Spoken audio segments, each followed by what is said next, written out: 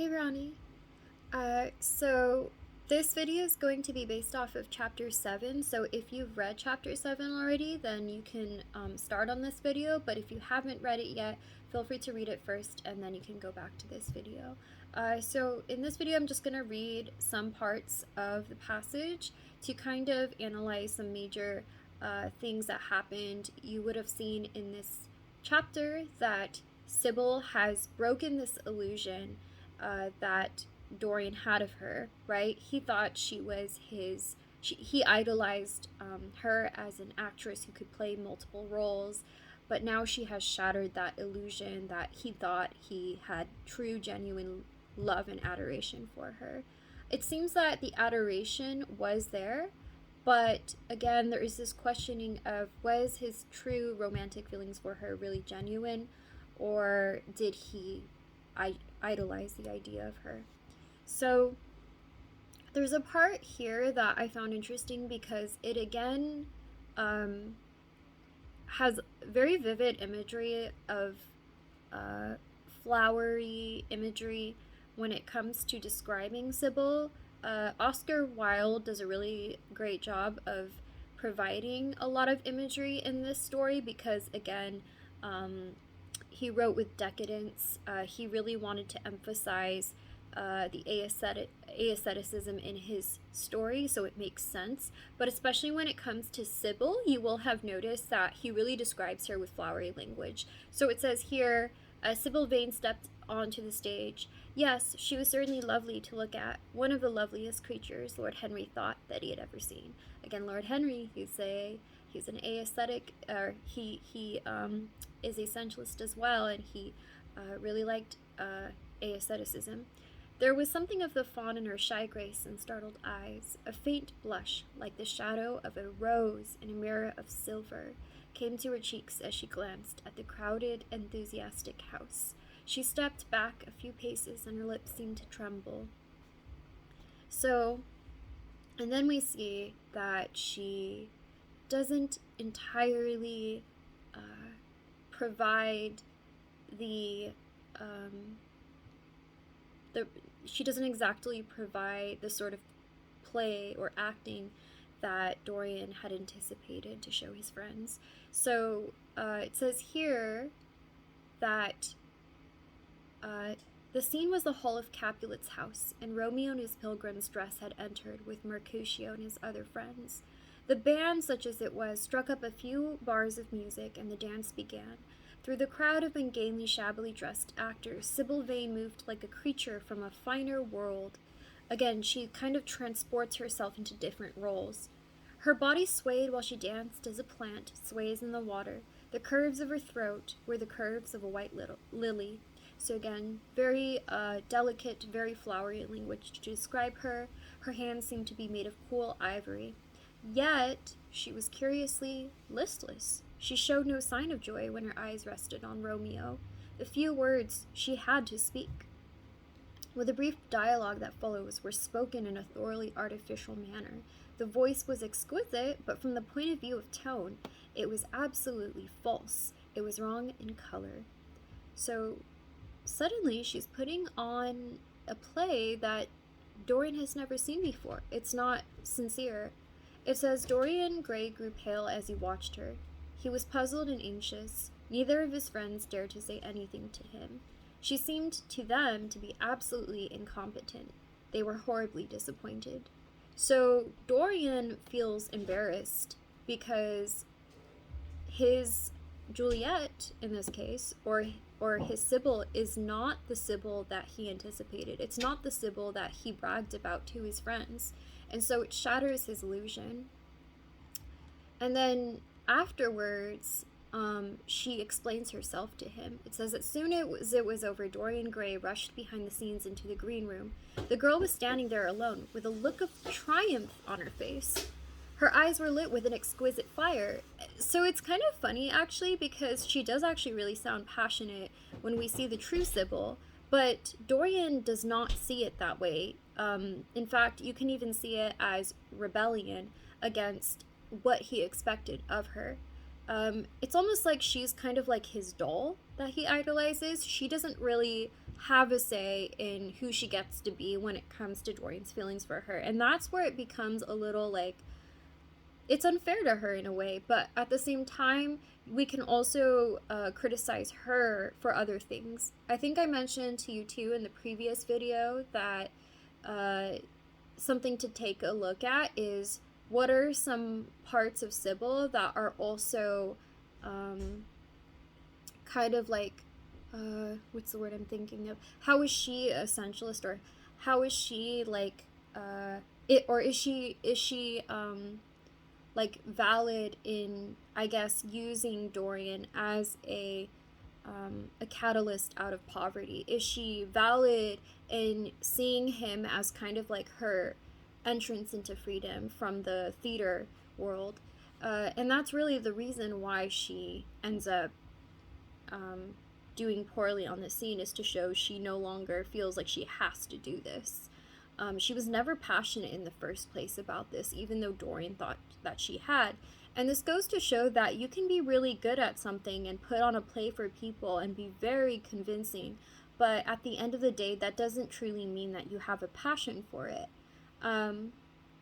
She says, "How badly I acted tonight, Dorian." He says, "Horribly. It was dreadful. Are you ill?" And she says, "Dorian, you should have understood, but you understand now, don't you?" "Understand what?" he asked angrily. "Why I was so bad tonight. Why I shall always be bad. Why I shall never act well again." And she says later on, and this is her explanation as to why she doesn't feel like she needs to put up this act anymore. She says, "The painted scenes were my world. I knew nothing but shadows, and I thought them real. You came, oh my beautiful love, and you freed my soul from prison. You taught me what reality really is. Tonight, for the first time in my life, I saw through the hollowness, the sham, the silliness of the empty pageant in which I had always played. Tonight, for the first time, I became conscious that the Romeo was hideous and old and painted, that the moonlight in the orchard was false, that the scenery is vulgar, and that the words I had to speak were unreal, were not my words, were not what I wanted to say. You had brought me something higher, something of which all art is but a reflection. You had made me understand what love really is. My love, Prince Charming, Prince of Life, I have grown sick of shadows. You are more to me than all art ever can be. What have I to do with the puppets of a play?" I'll skip over a little bit. Where was I? "Take me away, Dorian, take me away with you, where we can be quite alone. I hate the stage. I might mimic a passion that I do not feel." Again, that very convincing role that she plays, but actually is devoid of passion. "But I cannot mimic one that burns me like fire. Oh, Dorian, you understand now what it signifies." So she is, in a way, actually freeing herself, but she sees Dorian as the thing that freed her. But in reality, Dorian is just like the theater. He actually, and this is where he becomes a hypocrite, is he described the Jew in the very beginning of the chapter as like her, the person imprisoning her. It said, Dorian loathed him more than ever. He felt as if he had come to look for Miranda and had been met by Caliban. Like, he described the Jew many, many times in a very derogatory manner, which a lot of Victorians viewed Jews in a very derogatory way, and that's why there's a lot of negative stereotypes about them in a lot of Victorian English literature, unfortunately. But yeah, but going back to my main point, he is hypocritical in the sense that he doesn't really truly love Sybil or wants to help her. He wanted her to be this idolization of what he thought she was. So you see how he treats her completely different, and this is the first time we see a huge transformation of Dorian. He acts quite cruelly to her. He shoves her away. He says, "You've killed my love." She looked at him in wonder and laughed. Then he leaped up and went to the door. You have killed my love. You used to stir my imagination. Now you don't even stir my curiosity. You simply produce no effect. I loved you because you were marvelous, because you had genius and intellect, because you realized the dreams of great poets and gave shape and substance. You have thrown it all away. You are shallow and stupid. My God, how mad I was to love you. What a fool I have been. You are nothing to me now. I will never see you again. I will never think of you. I will never even mention your name. How cruel can that be? I mean, it's one thing to say to someone that, you don't have feelings for them anymore. It's another to be like, I don't even acknowledge you as a person. And again, I've said this before in a few videos, but she's much younger than the other characters. She's not even really an adult. So imagine saying this to someone that young who, you're probably her first love or one of her first crushes, and then you say something like that.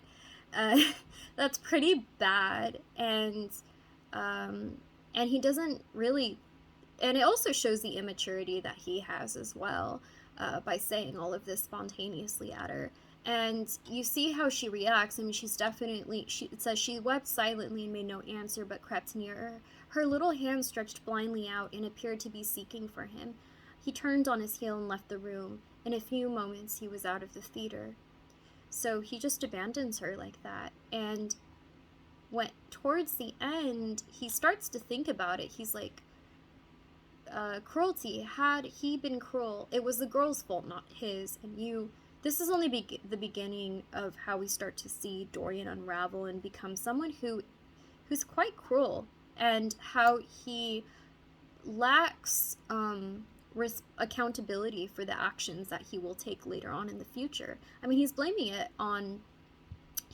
it on her. It says, he had dreamed of her as a great artist, had given his love to her because he had thought her great. Then she had disappointed him. She had been shallow and unworthy.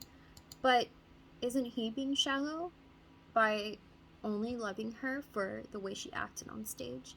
So that's something to think about. And then you will see in the next chapter how he tries to, I guess, what's the word I'm thinking of? He tries to undo the consequence that he thinks is becoming of the way he acted towards Sybil. Because if you remember, towards the end of this chapter, he sees that something has changed in the picture of himself. So in the next chapter, we'll talk about that. But I hope that helps. Let me know if you have any questions. And the next video will basically be a sneak peek of chapter 8. Alright, see you then.